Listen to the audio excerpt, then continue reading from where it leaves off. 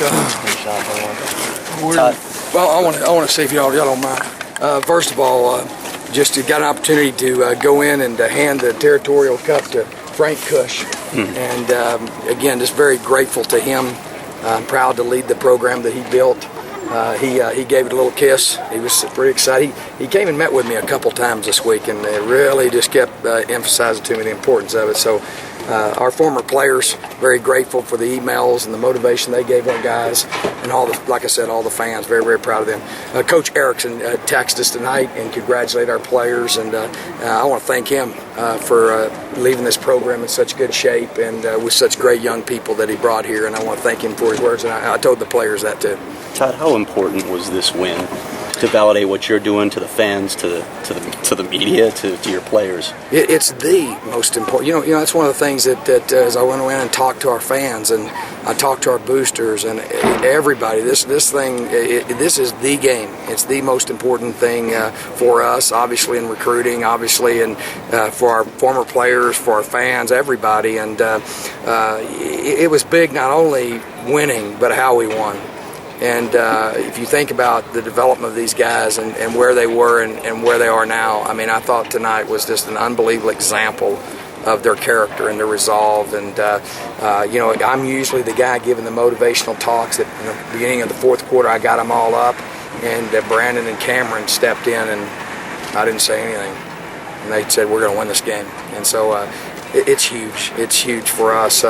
You know, I'm sitting in there just reflecting, boy, I sure wish we would have won that UCLA game. We were pretty close. So I'm really proud of these guys and what they've been able to accomplish, especially these seniors. You know, guys like Keelan and Brandon had like 17 tackles. Now we played 90-something plays on defense. Just really proud of Marion Grice. Wow, I mean he's just now getting started. He's going to be special. So really proud of it, and I mean it can't be any bigger.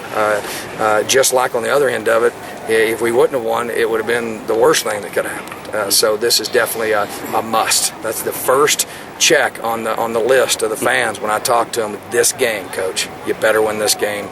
And so I'm proud to bring it back to them. How about all the turnovers and then doing what you did with them, punching in 5 touchdowns? Yeah, and I'll tell you what I thought was key in the game. You know, we get the interception, and they throw a penalty on us, and our guys didn't respond. They bowed up and held them to a field goal. And I thought that was big in the game. I mean, because that was a big loss losing that play. But the takeaways, you know, I think the play in the game was Keelan stripping the quarterback. You know, and there's a lot of adjustments going on in the game. We wanted to take away the inside zone, and so they started running perimeter runs and started running the quarterback in the second half. And he was jumping over somebody. We caught him, stripped the ball, and I thought that was one of the biggest plays in the game.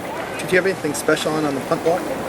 Yeah, we went after every single punt, and Kevin Ayers has blocked one against Oregon State, and he has a little knack for it. And they were roll punting, and he kicks a low trajectory that we found. Coach Delorg, that's another unsung hero. He's done an unbelievable job with our special teams and developing them.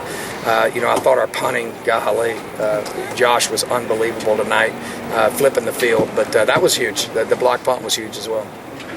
You ever reacted like this after a win? I mean, taking the cup around, like you were really caught up in the moment. No, I'm an emotional guy. You know, I mean, you know, it's you know, one-on-one, we were first class. Our guys were sportsmanlike. Our guys started to go over to our band, who was up there. They were playing there. I made them come over here. But I mean, these fans, you know, they pay to come watch this.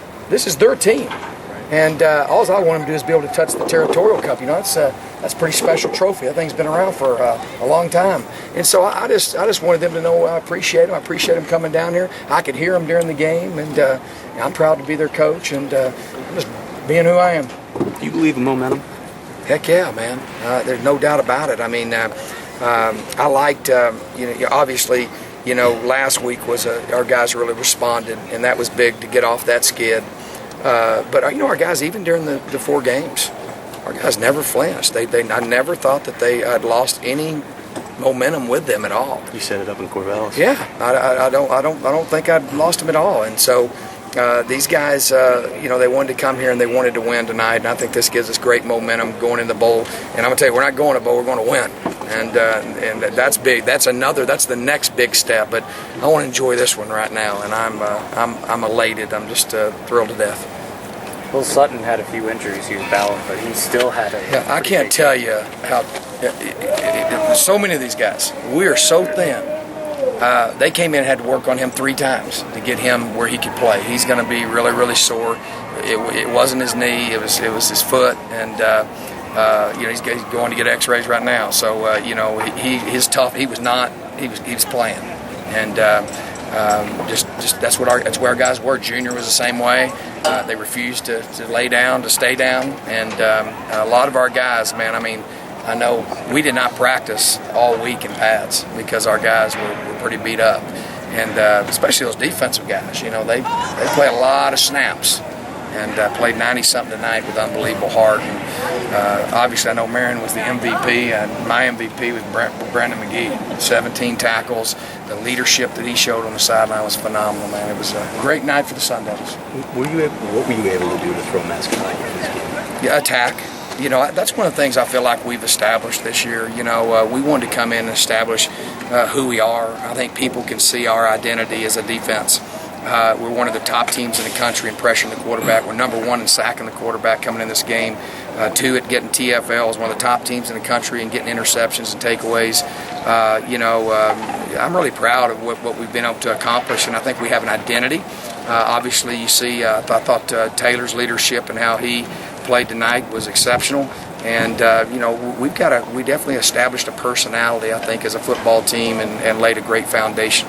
Were you guys comfortable with the speed of the game? No huddle.